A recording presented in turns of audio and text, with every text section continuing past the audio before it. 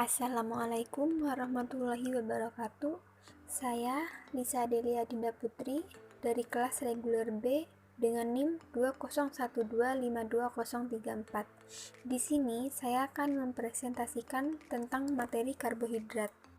Apa itu karbohidrat? Karbohidrat merupakan senyawa yang terbentuk dari molekul karbon, hidrogen, dan oksigen. Rumus umumnya dikenal dengan CH2O kali N.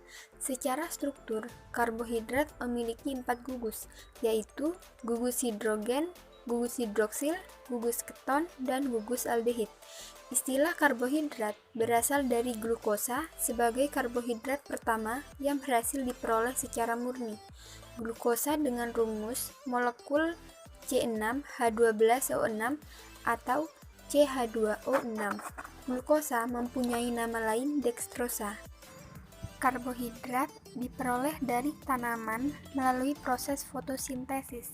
Dengan bantuan sinar matahari, maka CO2 dan H2O akan diubah menjadi glukosa dan O2.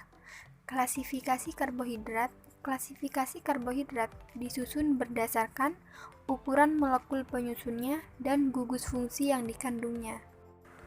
Berdasarkan ukuran molekul dibagi menjadi 3. Yang pertama, monosakarida, oligosakarida, dan polisakarida. Monosakarida adalah karbohidrat yang tersederhana yang tidak dapat dihidrolisis menjadi molekul karbohidrat yang lebih kecil. Contohnya adalah glukosa, fruktosa, dan galaktosa. Jumlah atom C pada monosakarida dibedakan menjadi 5.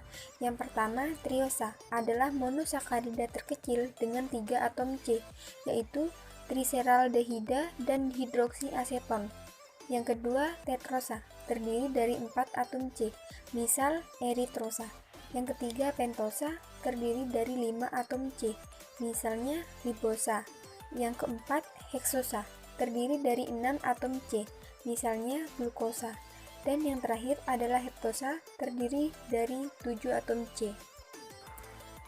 Oligosakarida adalah karbohidrat yang terdiri 2-8 satuan monosakarida. Karbohidrat yang terdiri dari 2 molekul monosakarida disebut dengan disakarida. Contohnya adalah sukrosa, laktosa, dan maltosa. Polisakarida adalah karbohidrat yang tersusun lebih dari 8 satuan monosakarida.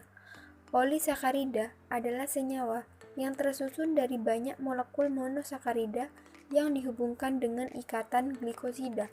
Selulosa dan kitin merupakan contoh polisakarida yang berfungsi sebagai bahan bangunan. Berdasarkan gugus yang dikandungnya, terbagi menjadi 2. Yang pertama adalah aldosa, mengandung gugus aldehid, misalnya glukosa. Yang kedua adalah ketosa, yang mengandung gugus keton, misalnya adalah fruktosa. Fungsi utama dari karbohidrat adalah sebagai sumber energi, penyusun dinding sel tanaman, sumber karbon, penyusun struktur asam nukleat, penyusun kerangka luar, dan pelumas sendi kerangka senyawa perekat di antara sel. Uji karbohidrat apa saja? Yang pertama adalah uji molis.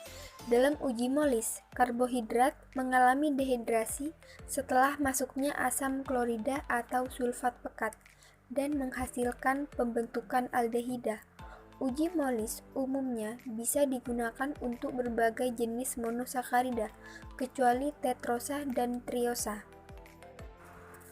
Uji Tollens. Reagen Tollens mengacu pada reagen kimia yang digunakan dalam mendeteksi gugus fungsi aldehida, gugus fungsi aldehida aromatik, atau gugus fungsi alfa hidroksiketon dalam zat uji tertentu. Uji Fehling. Kegunaan umum dari uji Fehling adalah untuk menentukan apakah gugus karbonil adalah aldehida atau keton. Aldehida cenderung teroksidasi dan memberikan hasil yang positif.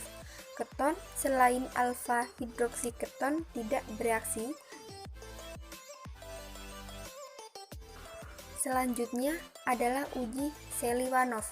Uji Seliwanov bertujuan untuk mengetahui adanya katosa atau karbohidrat yang mengandung gugus keton.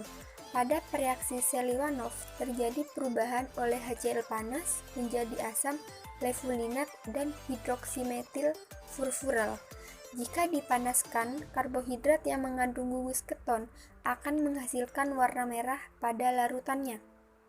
Yang terakhir adalah uji iodin, adalah reaksi kimia yang digunakan untuk menguji keberadaan pati atau iodium.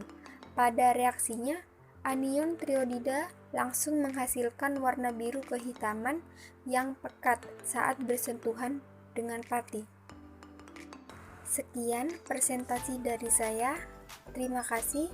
Wassalamualaikum warahmatullahi wabarakatuh.